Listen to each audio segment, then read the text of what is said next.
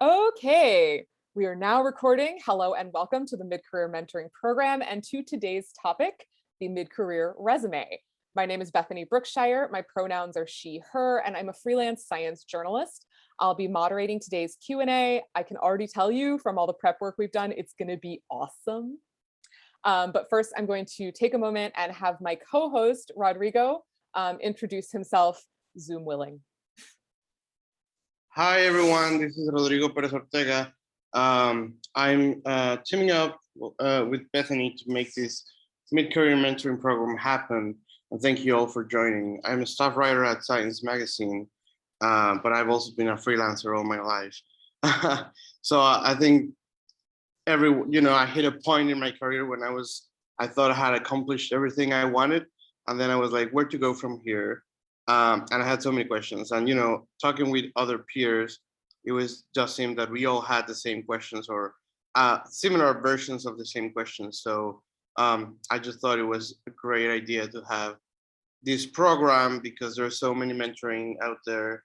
Well, not many, there's never enough, but there's all this mentoring for early career folks, but not really for the ones who are already, I don't know, more than 5-7 years in the business. So again, thanks all for making this this come reality, and thanks for Bethany and our speakers today to provide the first session, which is going to be, I think, very useful for many of us. Yeah, it's going to be super useful to me because I only found out yesterday I have to provide my resume to a client for a grant application. So I'm going to be taking all of this stuff and applying it immediately. Now I'd like to have today's mentors introduce themselves. Can we start with Amanda? Sure. Hello, everyone. Thank you so much, Bethany and Rodrigo, for the invitation to be here. I'm really excited to talk with all of you. And as Bethany said, we're all mid-career, so it's a little daunting to be a speaker for this because we have so much to learn from all of you. And everything that we have to share is, our observations and things that we've learned, many of the lessons we've learned just on the way, on the job. But none of them are gospel. And I think one thing that Carl and I learned, even as we were looking over some of the resumes and cover letters that were so generously submitted to us, is that even we come at things with a totally different lens, and different things, different strengths stood out to us. And so that was really cool to see that there's not just one right way to do things. But an introduction to myself, I'm the senior health and medicine editor at The Conversation, which is a nonprofit news analysis website that runs pieces by scholars, edited by journalists, and for the general public. My background is that I started out in research, thought I wanted to get my PhD, you know how that goes. Ended up doing a master's in journalism at CU Boulder, focused on science writing, and started out freelancing. And I spent about 11-12 years freelancing.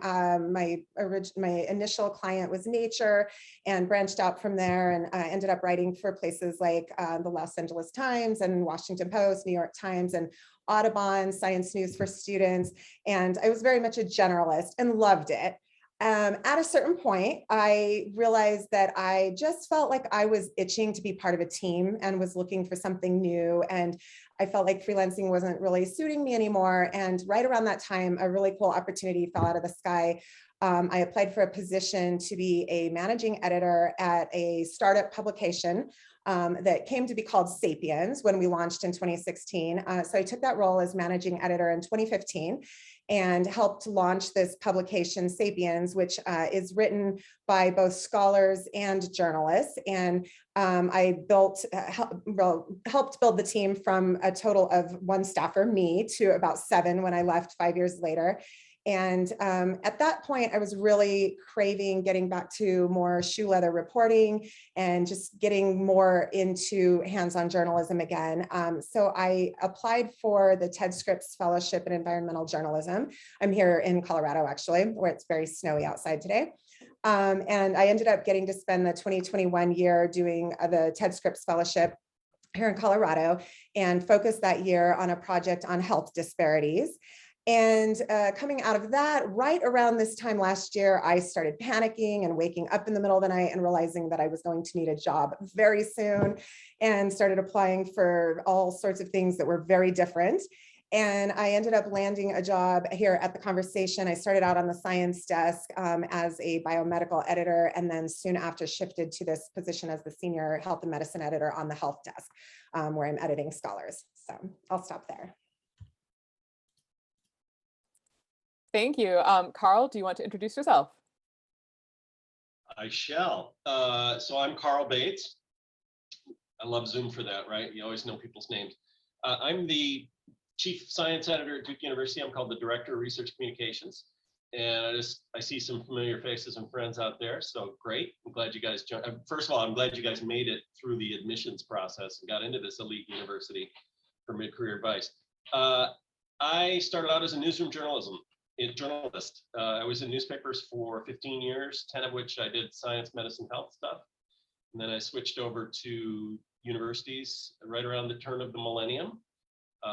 My mid-career was pretty typical in that changing from newspapers to universities, I went through 3 one-year jobs. I had a journalism fellowship just before that. So as you shift gears, maybe your resume has a few short hits and then you get back to a big long hit again. I think that's pretty typical. I've been here at Duke for 15 years, and I wasn't an expert on cover letters and resumes until these guys picked me for this job 2 weeks ago. But I'm here. I have looked at a lot of resumes, including some of yours, and I'll do the best I can. So let's go. I feel like that's actually a really overwhelming sentiment that I've encountered amongst all of the mentors and all of the mentees in this program, where everyone is like, yeah, I've been in this for, 5 years, a decade, 15. I'm not an expert on any of this. So basically, apparently, the longer we've been in this, the worse our imposter syndrome becomes. So that's fun. So as we get into this, please go ahead. If you have questions, please put the questions in the chat with question in all caps next to it. And we will try to make sure that we get to your question. If you have a question that you specifically want to occur in the non-recorded portion of this session, put private question in all caps ahead of it. So that will, well, second thought, that was poor planning. If you have a private question, hold it for the private section because the transcript of the chat will also occur. So don't post it, hold it later. Yeah, but hold it for the non-recorded portion. So first, to get started, Carl, there are CVs, which are otherwise called curriculum vitae, and resumes. Is it better to have like a CV and then a resume that pulls from it, which is what I do having come out of academia, or is it better to have a resume alone? What are kind of the pros and cons? I'm going to give you the classic expert answer, which is both.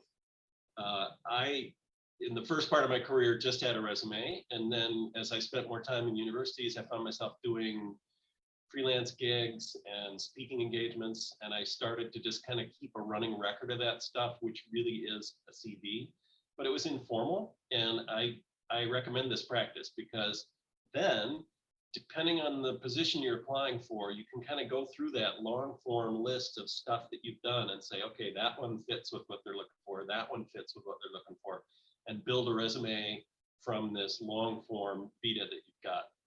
And seriously, don't sweat the spelling and the look and the fit and everything. Just keep a running record, but it requires the self-discipline to, just like you tweet every time you publish something, go into your running CV and add another item to say you did that thing. So I say both. I really like the whole, you go in and you tweet your latest thing, then put it on your CV. I'm going to start doing that because I had not been doing that before. That's a really good idea. I can just add it to my social media routine. So Amanda, tweet into your CV. There you go. Amanda, I wanted to ask kind of what are the must-haves on a resume and how do those change as you get further in your career? Because I think we all learned how to write resumes as babies. And I know when I did that, they were like, okay, make sure that you say that you have expertise in Microsoft Word, and make sure that you include that you were a National Merit Scholar. You know, like how long do I keep my scholarships from college on my resume? Okay, very good question. So obviously you want to be meticulous with your identifying details at the top, your website. Some people, you know, especially some of the resumes we looked at, really used branding to their advantage and at the top of the resume. But most importantly, to me, I really like to see experience highlighted at the very top. And, you know, it's really the answer to this question is going to change depending on what you're applying for. But I like to see experience followed by education, definitely on the first page. We'll get to the 1 or 2 pages in more detail later. But I really, you know, as someone who, you know, might have to sift through dozens of resumes, if not hundreds, for a position, you know, as a hiring manager, exactly what you're looking for and what the minimum qualifications are. And you're going to see those in those 2 specific categories right from the get-go. And some of the other, I would say, optional categories, depending on what you're applying for, you know, awards and fellowships. I think if you're applying for a certain type of journalism and or reporting job, for instance, I think those are really important to highlight, although I would say to not be comprehensive, but to really be selective with those. I think skills, definitely, I don't think that we need to include Microsoft Word or even AP style or any, I think, you know, if you really tailor the information you're providing to the employer that you're applying for a job with, then, you know, my resume, I update it each time that I apply for something and I save a fresh one.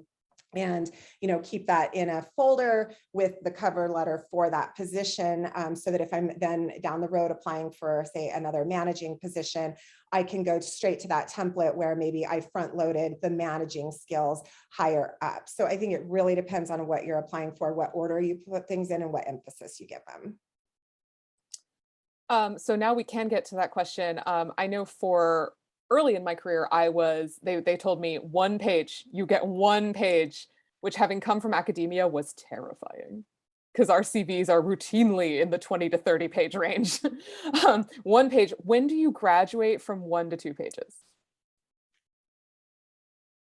Is that one for me? Sure thing. Okay. I don't think You there's go a hard. first anyway. Okay. I don't think there's a hard and fast rule. That was another thing. Several people who submitted resumes had them on 1 page, and several had them on 2 or more. I think for me, I would definitely limit it to 2 because again, you know, you want to go easy on the person who's having to read through them, and they're going to be able to spot the information they're looking for, and most likely on the first page. Like that, the bonus material might be on the back, but I'd say if you do push to a second page, which mine does, just make sure that you know, it's material that really needs to be there. It shouldn't be sort of a hybrid. I think I saw some cases where they were like hybrid resumes, CVs. And I really like to see a resume that is focused on the job that you're applying for, rather than just includes everything that you might want that person to know about you. So I would say make sure that if you're going to push to 2 pages, make sure there's a really good reason for that. I concur with that. I really think 1 page ought to do it unless you've had a lot of jobs and a lot of education.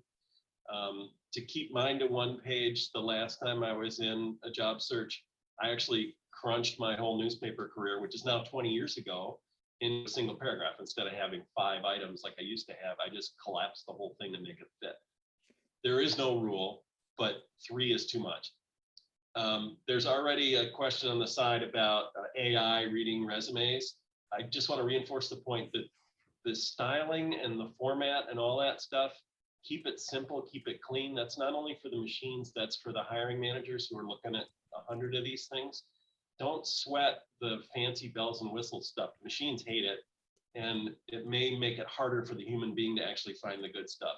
So the buckets are education, experience, how to reach you. Fill those buckets in whatever order, keep it tight. And we're going to come later to the importance of the cover letter, because for me, that's where you set yourself apart. So before we get to that, there was a question in the Slack that I wanted to get to first. for Carl, which is Oh, I'm to supposed to be watching website. Slack too? Come on. No, it was earlier. It was earlier. But the question is to website or not to website? That is the question. So, should you have a website? And in what conditions should you have a website as a staffer, as a freelancer, as a PIO? When should you have one versus when can you be like, I haven't updated it since 2013, it's fine. I think a website is fairly critical. Carl and I talked about this at length last night, and I really like it because, we're writers, and one of the things that we are most readily going to want to share with potential employers are our clips. And if you can show, a lot of websites are organized, they've changed certainly in the approach, but a lot of websites are organized or archived by, type of story, if you do climate change coverage, health, medicine, technology. And if you have a way to readily access your clips, I think it just gives you some street cred. And, I many years ago wrote for the LA Times extensively, and I've gone to search for some of those, especially if you find that you cover something, if you cover a beat back in, further back in your career, and then you might get away from it and start moving more towards, say, environmental coverage. But then, like in my case, when I was applying for this job, I wanted to really highlight my biomedical and health. And that was so far back that if I'd gone Google searching for things, I simply wouldn't have been able to turn up many of my clips. So for that reason alone, and then I think there's just something to be said for the cosmetics and the branding of it too. I don't think it's a deal breaker if you don't have one, but I think they can go a really long way. The point I made in the chat was people are going to be Googling you anyway. Having your own site is a curated landing spot for them, and because you built it, it'll land higher in the results. If you Google my byline and you find something I wrote for the Detroit News 25 years ago, that's probably not a clip I want to use anyway. So it's in your own best interest to build your own site. And it's, again, it doesn't have to be super fancy. Just use Wix or WordPress or something. But I love being able to go look at the person's corpus of work, the clips that they've chosen to include on their thing. And it's way more than they would ever send me if I asked for clips. I can browse and check it out. And the website, frankly, does allow you to get in some more of the kind of personal stuff that may not be appropriate on your resume or your cover letter. But, find out you've climbed the 7 peaks on 7 continents. That's kind of cool stuff. Put that on your site. That'd be great. So yeah, you actually mentioned clips. And one of the things that we talked about in our preparation for this Q&A was, everybody has all these questions about like the nitty gritty of like how they should put things on their resumes. And you both went, yeah, what I really care about are the clips in the cover letter. And so I was wondering if we could start with clips, because if you're like me, when you apply for something and they ask for clips, you're like, and then you frantically go through like the last 5 things you remember that you wrote that you liked, and you just kind of put those on there, and it's fine. But why are clips really important, and how should people be thinking about them? So we are fortunate to be in a business where you can show your work, right? If you were applying for a job in accounting, you're not going to put a spreadsheet on your website. Who cares? But we're writers. We create content. So we have the ability to share something beyond just the resume and show, yeah, I got a New York Times clip and here's how great it is. Check it out.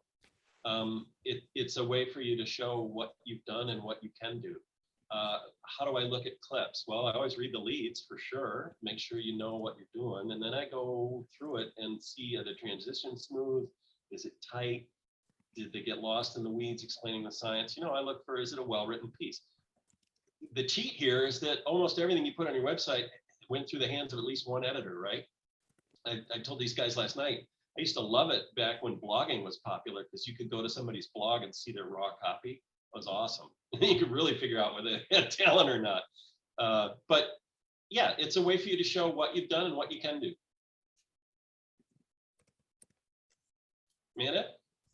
Yeah, absolutely. I agree. And again, just thinking strategically about what types of clips you're sharing. If you're applying for something, my cat just fell in a box.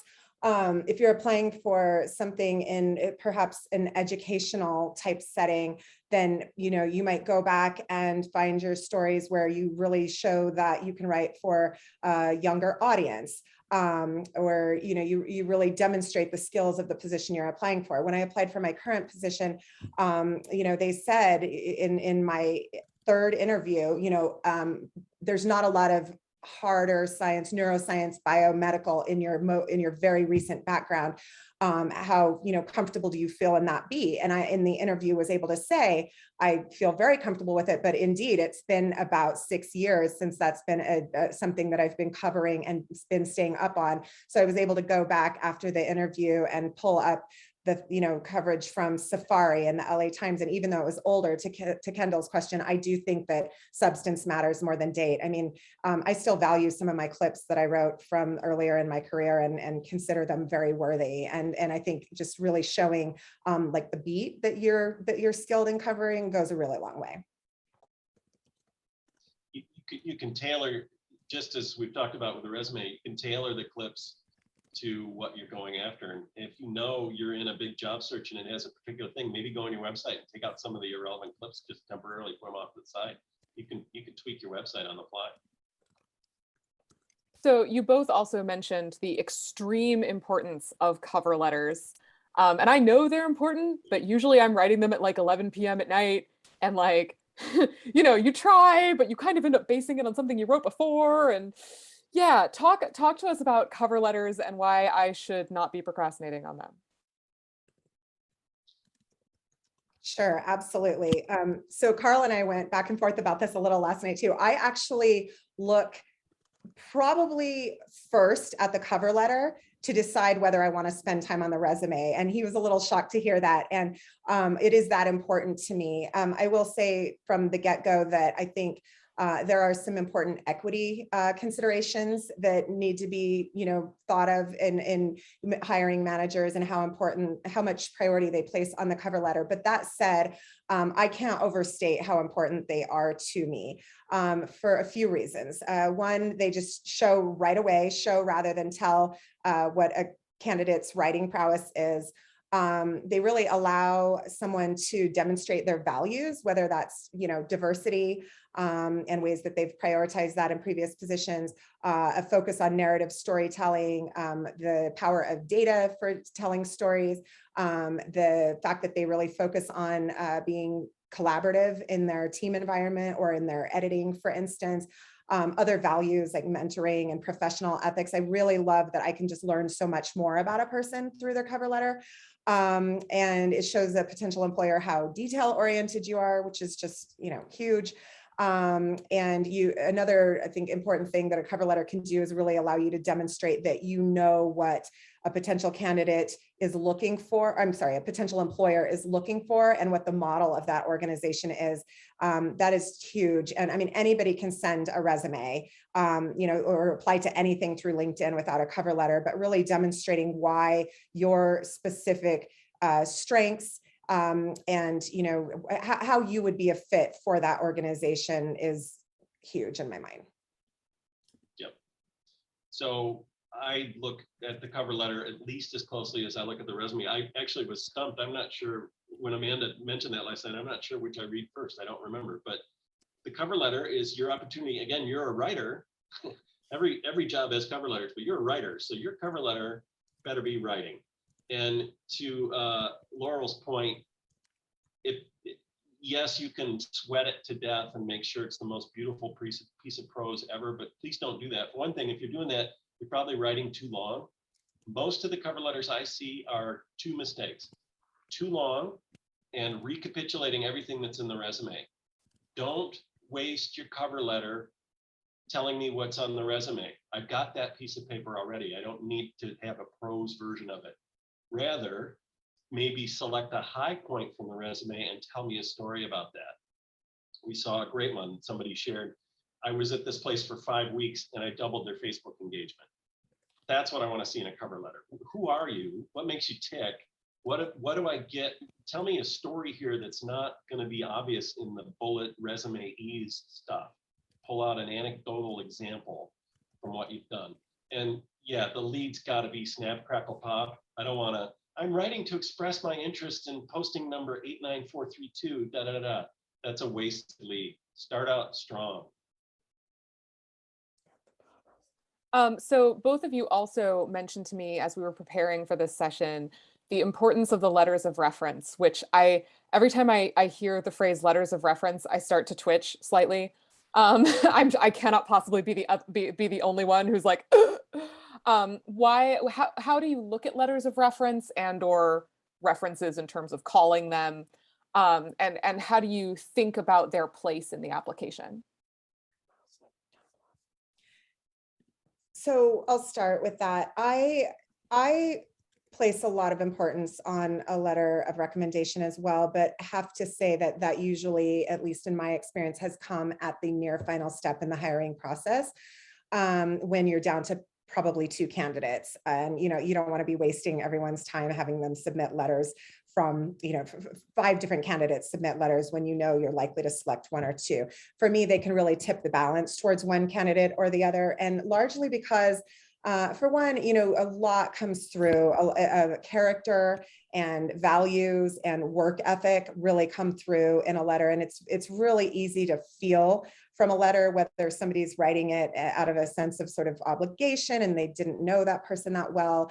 And they're just sort of like, yeah, we worked together briefly, versus somebody who can really vouch for that person's character, what they're like to be a colleague, somebody that you're going to be working with daily. And you just can't overstate that, how somebody operates under pressure, what they're like with generating ideas and bringing maybe, stretching and trying new things or being solution oriented. Those are the kinds of things that you'll hear from somebody who worked with a candidate that you can't necessarily get from a cover letter or resume. I have never really used letters of reference. I've written a bunch, but I've never required them for any of the openings. I prefer to pick up the phone. And again, that's only when you're down to 2 people, 3 people. What I like about the phone call is that I can ask them questions, get an immediate off the cuff response. They don't have a chance to think ahead about what they're going to say. And it's a telephone call, so it doesn't leave any paper trail. So they can be frank. So I don't have any experience with letters, unfortunately. So I did want to bring up something that I have actually learned from some of my more youthful colleagues, is a trick that I've been seeing deployed. It's called a brag sheet. And a brag sheet is basically kind of like a CV, only like way more braggy. It's basically a CV that you can send to your letters of reference, that kind of gives an overview of your resume, your accomplishments, but it also includes things like, for example, mine includes 3 words that I like people to use to describe me. So if my letters of reference then kind of slide those words in, right? So basically the brag sheet helps your letters of reference understand how you want to be seen, and these are people who are in your corner, right? They want to make you look good. And this is a great opportunity to kind of help them make you look good. So I keep one of those now. Whether it's a letter or a phone call, you can and should, 1, reach out to your reference to let them know that you're in the pool for this thing and they're going to get a call from these folks. And 2, prime them with what you know about what they're looking for already, so that your reference, presuming they want to help you succeed, can feed them what they're looking for, right? You can do that whether it's a phone call or a letter. They're looking for somebody who do X, Y, and Z. So please emphasize that time I did that thing. That's totally acceptable and a really good practice. Yeah, that's a great point. And I just wanted to address Laura's question. If you've come off the news desk, you have less clips than a reporter. Oh, sorry, I lost my spot. It was about how do you have a letter of reference if you're a freelancer and you're not working with somebody in like a newsroom type setting? How do you get that same depth? And I think having been a freelancer for many years, I do think that you can get a really strongly written reference that, or phone call. I didn't mean to imply that it needs to be through a written letter, though in the cases of hires that I've been involved with, they have been. But I think you can still get a lot about somebody's work ethic and how they respond to edits, how well they work under deadline pressure, those types of things, what they value in their reporting. A lot of that can come through if you have an established relation. I think that requires having an established relationship with an editor, though, for sure. So one of the things, this is a question for both of you, but I think Amanda, you specifically wanted to address this, that a lot of people in our stage of the game have acquired a ton of experiences that might not seem to apply to the job that we're applying for. So, we may have done writing in one area that might not seem to apply in others, or for example, we may have done podcast writing, or we may have produced video content and we're applying for a writing position. How do you show in an application that you have an experience that translates well from one domain to another? Yes. So I think this is something that I've encountered very recently. I think just being able to demonstrate, again, this is an area where I think you can really lean on your cover letter to help do this for you, that you have maybe identified potential gaps in your background that the employer might spot, but that you can show from your previous experience that, no, I don't have radio experience. However, I did participate in this, particular, I did participate in something in college where I showed that I could learn radio quickly. And then in all of these other pursuits, in all of these other, media platforms, I've shown that I can learn quickly, that I can build team, finding ways that you can anticipate what the employer is looking for, identify that, and then point to attributes in your background and skills that show that you can fill that position and that you can learn quickly. And that might sound a little, I know none of us are applying for jobs most of the time that we are 100% qualified for. And it's rare actually that there is a candidate that meets all of the qualifications that someone is looking for. For instance, in a recent hire that I did, we wanted somebody that had deep reporting experience or demonstrated editing experience, but not necessarily showing that they had worked with scholars, because you can show that you have the skills to work with scholars through other means. For instance, maybe you've been involved in a deep investigative reporting project and you needed to really gain the trust of certain sources or be out in the field with sources. Those are the kinds of ways that you can creatively parlay experience that isn't an exact fit into something. And it kind of shows the way you're thinking as well, which is just as critical as showing that you have the skill. One more bit about experience. To me, there's no such thing as irrelevant experience. You are the net result of everything you've done up to now. So don't be ashamed if you spent 5 years driving an ambulance. Rather, tell the interviewer what you gained from driving an ambulance and how that reflects on who you are today. Don't be on defense about this one. And basically what Amanda was saying sounded a lot to me like the PR advice about bridging. They asked you, have you ever done radio? And the answer is no. So get away from the no as quick as you can and get towards positive things, or say something bridging like, I haven't actually produced radio, but I think you'll agree with me that the foundation of good radio is good writing, and I'm a good writer. A little jujitsu there. So I'm going to go ahead and say that, having worked with Rodrigo on this mid-career mentoring program, I'm now really good at working in teams and also managing large cohorts of my peers. Of fractious volunteers, yes. So I also think that one of the things that came up in the Slack is that career pivots are really tough. And I think they're tough to convey, not just because it's kind of hard to be like, oh, wow, look, my resume takes a hard right turn here. But they're also hard because, of course, the experience of a career pivot can actually be kind of psychologically tough. And so it's hard to kind of paste a smile on it. And so I was wondering, how do you show a career pivot that has already happened? And also, how do you go about trying to show a career pivot that you want to make as you apply for that pivot? I'll take this one since I had talked about having to, grapple with this in jobs that I've applied for. I think, again, it's that same reverse psychology, jujitsu, where you're really showing how it's a strength rather than a weakness. That, we all know that jobs can have a shelf life.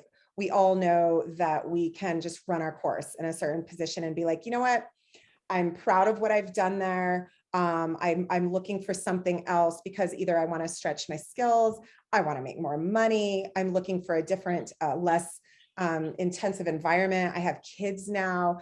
There are so many reasons why you might be looking for something else, and that is not a fault. And you can use it as a strength to show that you have been, proactive, you've been entrepreneurial, you've been just really stretching. I feel like I've had to do this kind of pivot psychology with myself in various applications and my own transitions that I've made over the last few years, explaining, for the fellowship, why I, enjoyed my time as a manager and as an editor, but I was really hungry to do reporting again, and really selling the idea of being at a turning point in my career, and why this, that bridge that it could provide was going to be so crucial for me as a reporter. And then a year later, having to come back and say, actually, I think I do want to be an editor again. And here's why. And I'm being totally honest. I just, there are different needs at different times. And I still want to be that journalist, but I am also, the pandemic really changed certain things for me. It really made me want to go back to my health reporting and dig deeper into that kind of as a coping mechanism in ways for dealing with, so much of the skepticism towards science. And so, whereas a year before I had been like done with editing scholars, a year later, I felt like there's a real opportunity here. There's something really powerful in this. And I know I can be good at this. And this is what I want to do right now. And so I think just, again, showing the potential employer the way that you're thinking about it, and showing your personality and your character through that. And they're all people, really, at the end of the day. And again, those are all things that I think can be done more powerfully through the cover letter, which will hopefully get you to the interview where you can really make that case even more powerfully. So they will ask you about the pivot because it stands out on your resume. It's like, wow, she went from fireman to science journalist. That's impressive. So they'll ask you about it. Don't fall into the trap of saying, I hated driving a fire truck. I couldn't stand it. I couldn't get out of bed in the morning. I hated it. I hated my boss. I hated everything. Don't do that. You want, even if it's true, you want to put the positive spin on it and talk about what you were going towards, not what you were going away from. You can bridge that pivot. And the person who's interviewing you probably has a pivot in their history too. Don't worry about it too much. So yes, we will, we are going to, I have a few questions. We could probably make like a whole day out of this, but we're not gonna. Instead, we're on that pace so far. Yeah. Instead, we had a couple of people who were brave souls who agreed to share their resumes so that our mentors could actually kind of go through them. So I'm now going to share screen to show you guys one of those resumes, which has been anonymized. And thanks again to you brave souls who shared that. We were overwhelmed by how many folks did put their stuff out there for us. Oh wait, that's okay. Okay. That's my resume. All right, there we go. Here is our first anonymized resume. Yeah, if you're pressed for time, Bethany, we could workshop your resume live here and everybody can. No.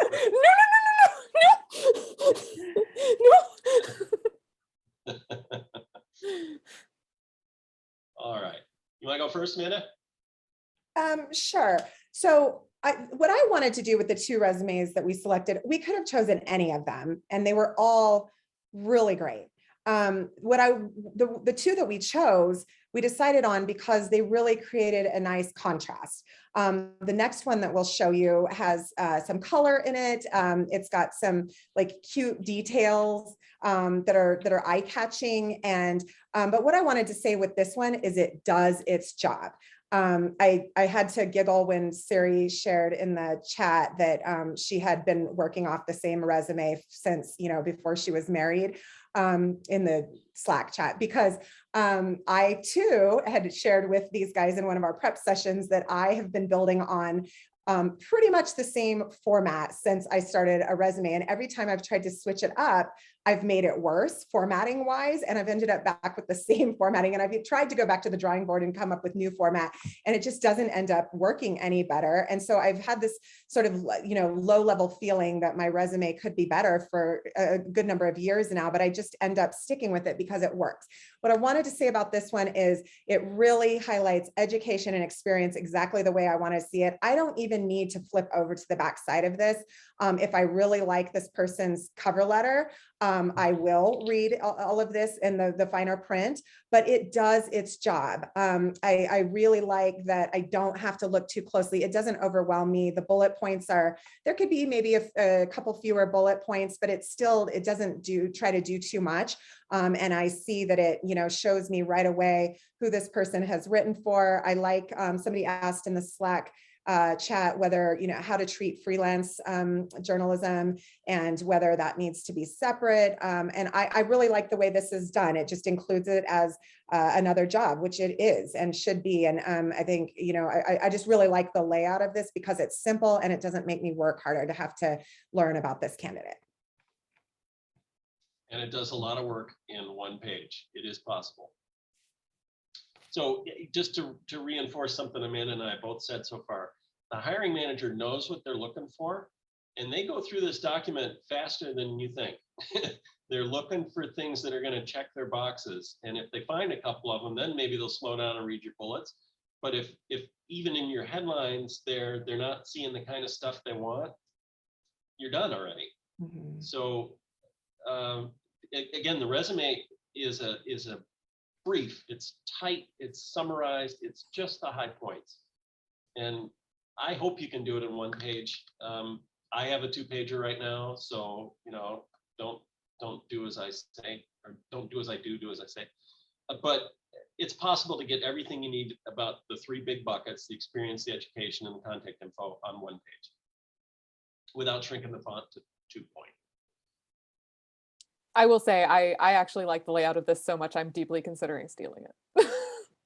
Because I also have been using the exact same format for the past, I don't know how many years. So do we have more on this? Do you want me to switch to the next one?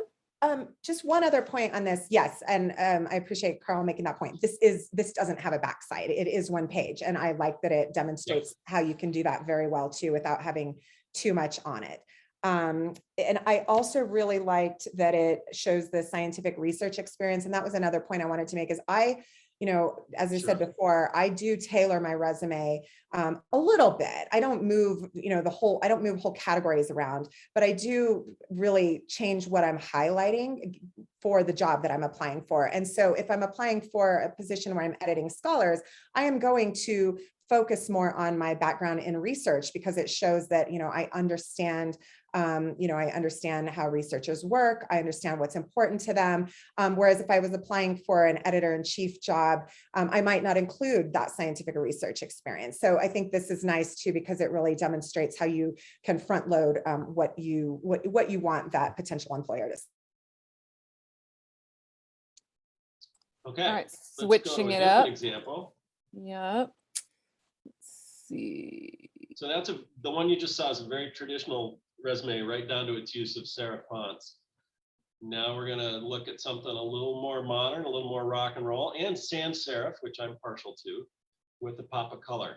The anonymizer here kind of wrecks the effect, but she's got this block of contacts at the top. It's kind of like what you see in the margin of a website or at the bottom of a web page. Here's how to get me on Twitter. Here's where I am. Here's how to get me on the phone. Here's my LinkedIn. I got 6 different ways to reach this person, bang, right at the top. I think that's pretty cool. And they have the little icons. It just makes it more eye candy-ish. One note about the summary block, or 2 notes about the summary block here. It looks, well, it came out better here, but when I printed it out, it looked like it's full justified, like you do on a grant application or a manuscript. And it leaves all these weird widow spaces between fellowship and 2002. Please go to Ragged Right so we don't have all that awkward spacey stuff. And 2, I would literally flip the order of these 4 items. Multilingual science writer and translator should be number 1. That's who you are. That's rare and unusual and fantastic. And then the fact that you got a fellowship, it belongs a little lower on the list. Now, Amanda, Okay, those are all great I want to points. hear your part. I really like the way this volunteer highlights the, yes, absolutely, multilingual science writer and translator at the top, recipient of an important award that they had involvement with. They were an author of a book. I might not necessarily include the members of the societies up at the top. Maybe I'd leave that for the bottom, if at all. But I think that I really liked this one because it gives you a way to immediately refresh this resume and bullet what you want that employer to know about you, easily without having to go in and tweak the rest of the resume. So I really like that this person highlights their specialties and what makes them unique at the very top. I felt like I really liked the icons at the top. And also the red worked for me nicely. I thought it had a nice pop. I felt like it was a little much at the bottom. And as Carl noted, you don't get quite the same effect with the anonymizer. Now on the back page of this, this started to feel more like a CV to me, the conferences, courses, and certifications. I would not include that on a resume. I think it doesn't hurt. It's not going to hurt you, but I don't think it's necessary. I think I like to keep, like I have a section for speaking gigs and, keep the most prominent ones on that and try to keep that updated. But I think things like annual meetings, you can say if that's something that you really value and want your potential employer to know, you can include that in a cover letter as, how active you've been in NASW or AAAS, and kind of how that's relevant to the job you're applying for. But that's a small quibble. This is still an excellent resume. Okay, so we now have a few minutes for kind of the public question period. And I have shelling the chat. I can't keep up with the chat. A bunch of questions. Neither can I, which is why Rodrigo and I work in teams. And he has given me a digest of the questions here. And you guys have gotten to a few of them. But let's see. Here we go. Here's a question. In regards to online portfolios, I write tech content for corporations like Amazon. I would like to have more clients like that, but at the same time, I'm afraid showcasing that work may hurt my reputation as an independent science journalist who also wants to continue publishing in traditional publications. Is this risk real? The world has changed. We used to have this very strict kind of kosher definition that you're either a PR person or you're a journalist.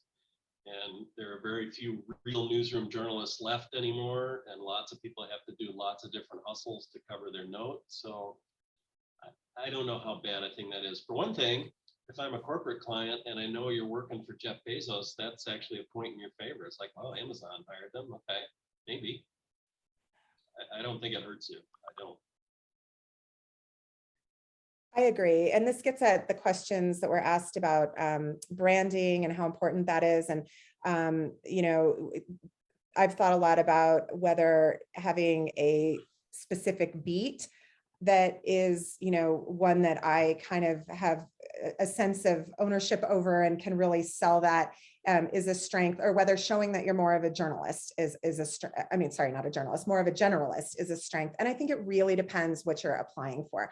I don't think that it's going to hurt you, with exception to certain potential conflict of interest type positions that you might hold, in which case, if there is something sensitive that you feel like, ooh, this is something where I'd want to be transparent with an editor or an employer about before I pitch this story, that's probably something where you wouldn't want to highlight on your website, that you've done, work for like pharmaceutical type writing and without being able to kind of provide the caveat and the nuance that needs to go with it. So that's like the one area where I'd be careful. But for the most part, I don't think that you can do damage by demonstrating that you've been widely, that you've been a generalist and that you've been able to fill a lot of different roles.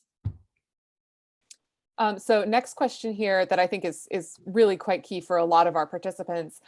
Is there a Clips equivalent for editing? How do you kind of go about representing your portfolio of editing work?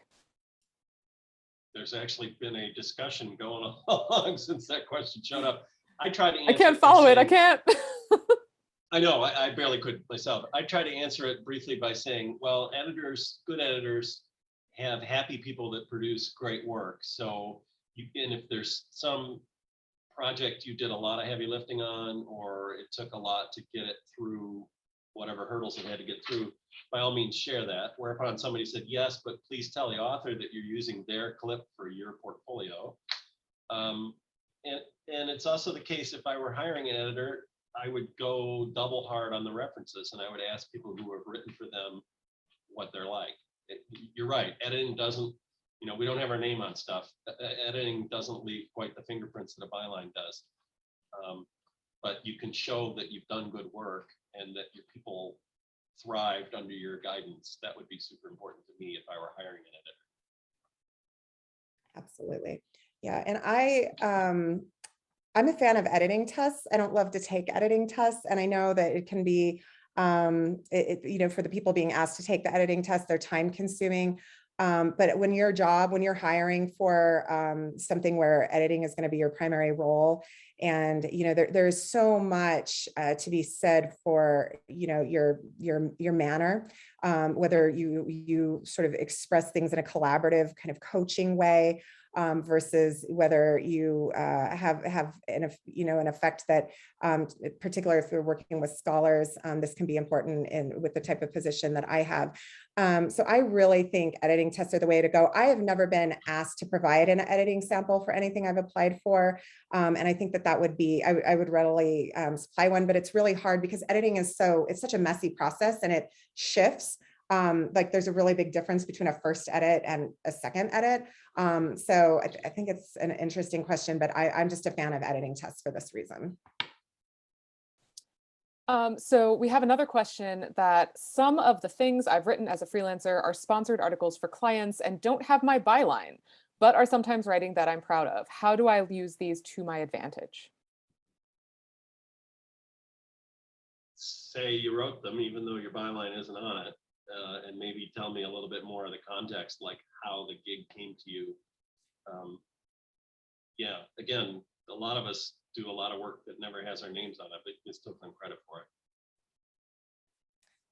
Absolutely. And again, maybe just demonstrate how, even though it's not bylined, that you really understand that you're anticipating what they're looking for in a candidate, and that you really understand the audience, and say, I can show that through this, that, I was hired to write this, and I really was able to help guide them towards making this more accessible to their intended audience, and things like that, where you can show them how you've kind of been nimble and really creative in your approach.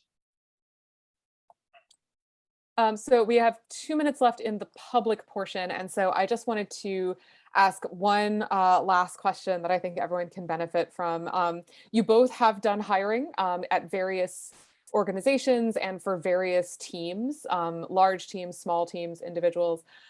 What are some of the biggest mistakes that you see on people's applications? Ooh, I want this one. Carl. Not doing your homework. Not doing your homework. And I should have made this point earlier when we were talking about cover letters and resumes. Figure out who works at this organization and look at their LinkedIn pages and look at anything you can see about who they are, to sort of steal their language. Like if they use lots of particular kinds of business buzzwords, you can glean that from looking at their people on LinkedIn and figure out how they talk about themselves. And then your cover letter and resume should echo that kind of language. The biggest mistake is not understanding who you're talking to and what their needs are. And I don't know why it happens, but it does. So do your homework and do some due diligence. And also, we had this discussion, I hope we have enough time for this.